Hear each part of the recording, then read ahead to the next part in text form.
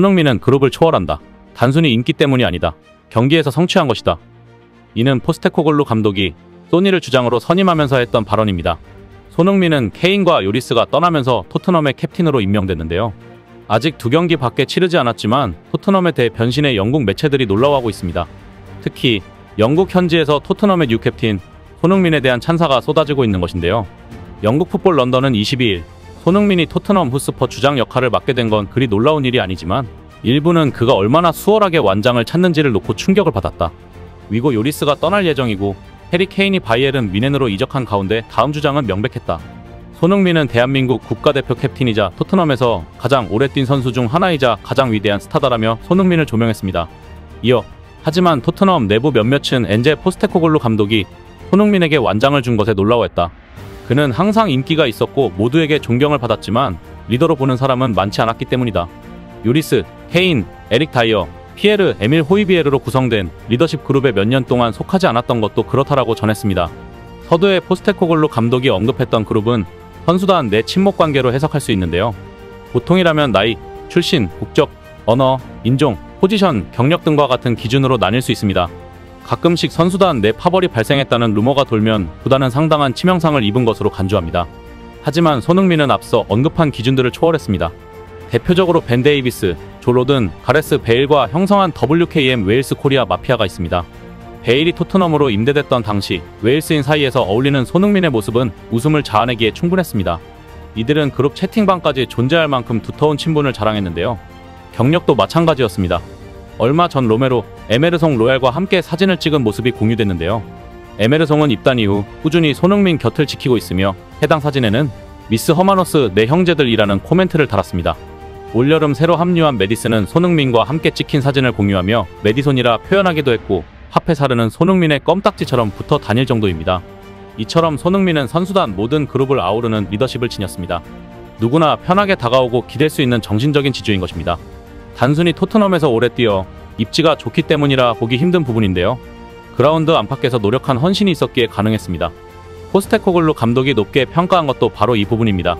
단순히 인기만으로는 내릴 수 없는 결정이라는 것입니다. 이는 손흥민을 중심으로 선수들이 그라운드에서 축구만 즐길 수 있는 상황을 만든 것입니다. 이런 토트넘 분위기에 만족해서일까요? 부주장인 토트넘의 수비수 로메로가 사우디아라비아의 제안을 거절한 것으로 전해졌습니다.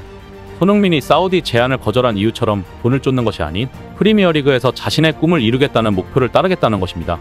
곧 결과는 두 번째 경기만의 승리로 이어졌습니다. 중심에는 손흥민이 있었는데요. 공격 포인트는 없었지만 날카로운 키패스와 저돌적인 돌파로 경기 내내 상대를 흔들었습니다. 히샬리송이 교체된 이후에는 최전방 원톱 스트라이커로 그라운드를 누볐습니다. 이는 전천후 공격 능력을 지닌 손흥민을 향한 포스테코글루 감독의 믿음이 엿보였습니다. 주장으로서 부담감이 컸을 맨유와 혈전에서 맡은 임무를 완수했습니다. 경기 후 손흥민을 향한 찬사가 쏟아졌습니다. 영국 나이니미닛은 오랜 시간 스포츠 탈장으로 고생한 손흥민이 회복 후 다른 모습을 보였다. 이전보다 빠르고 자유로운 모습이었다. 동료들에게 훌륭한 패스를 찔러줬다고 전했습니다. 로이터 통신도 손흥민은 맹활약을 펼치며 파트너 해리 케인을 잃은 충격을 떨쳐냈다고 칭찬했습니다. 사실 손흥민은 직전 브렌트포드전에서 부진했습니다. 이에 일부 현지 언론에선 손흥민 위기론을 내비치기도 했는데요. 영국 데일리메일은 손흥민의 지난 시즌은 그가 2015년 토트넘에 온 이후 가장 부진한 시즌이었다. 리그 10골은 준수한 성적인 듯 보이지만 레스터시티전 해트트릭을 제외하면 3, 4월 2달 동안 5골에 그쳤다고 지적했습니다. 이어 손흥민은 올 시즌 해리 케인이 떠난 토트넘의 새 주장이 됐다. 이제 손흥민을 향한 의무는 리더십 자질이 아닌 경기력에 대한 것이다라며 포스테코글루 감독은 손흥민 외에도 다른 옵션이 있다. 이반 페리시치, 마누엘 솔로몬 등 측면 공격수 자원들을 보유하고 있다. 그는 안토니오 콘테 감독과 다를 것이다. 손흥민이 부진하면 과감하게 그를 제외시킬 것이라고 전했습니다. 하지만 이제 평가가 완전히 달라졌습니다. 영국 MBC 스포츠는 손흥민이 케인이 떠난 토트넘에서 새로운 시대를 열기로 결심했다며 토트넘의 팬들이 선수들의 경기력과 방식에도 만족하고 있다. 포스테코글루 감독이 만들어가는 축구에 긍정적이다라고 전했습니다. 토트넘은 팀의 주장인 손흥민에 대한 대접도 확실하게 하고 있는데요. 22일 토트넘의 한 팬이 공개한 토트넘 호스퍼 스타디움 내에 있는 손흥민룸을 공개했습니다. 토트넘을 비롯한 프리미어리그 클럽들은 구장 내부에 선수들의 가족이나 지인들이 식사를 하면서 경기도 볼 수 있는 전용 방을 준비하는데요. 손흥민 역시 손흥민의 가족이나 지인들을 위한 공간이 마련돼 있었습니다.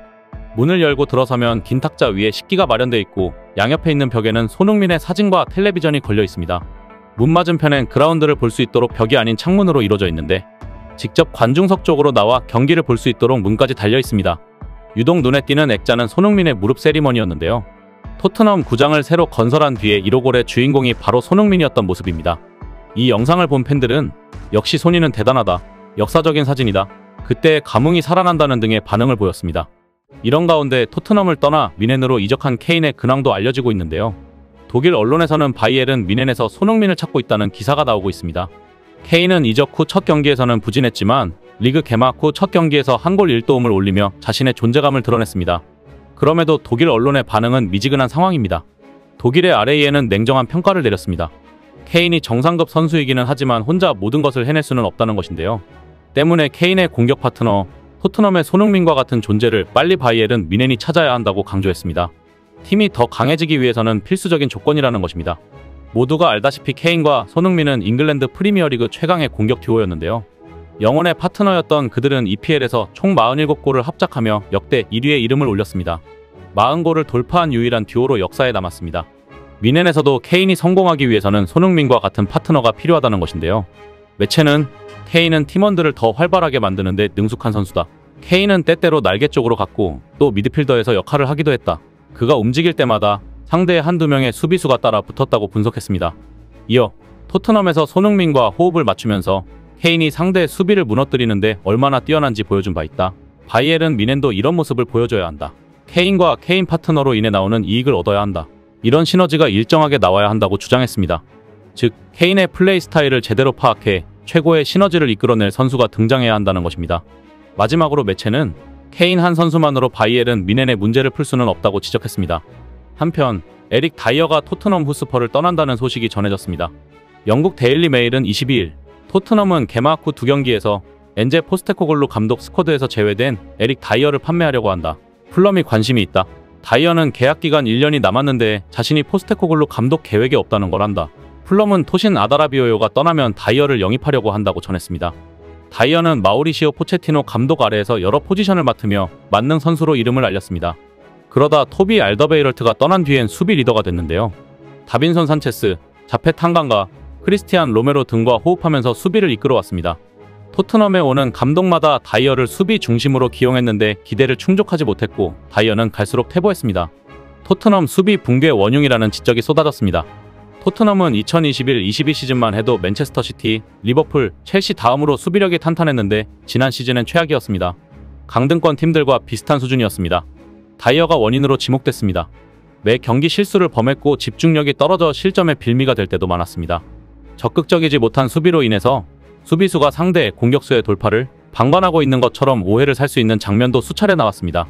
결국 다이어는 토트넘 생활 9년차에 방출될 위기에 처했습니다.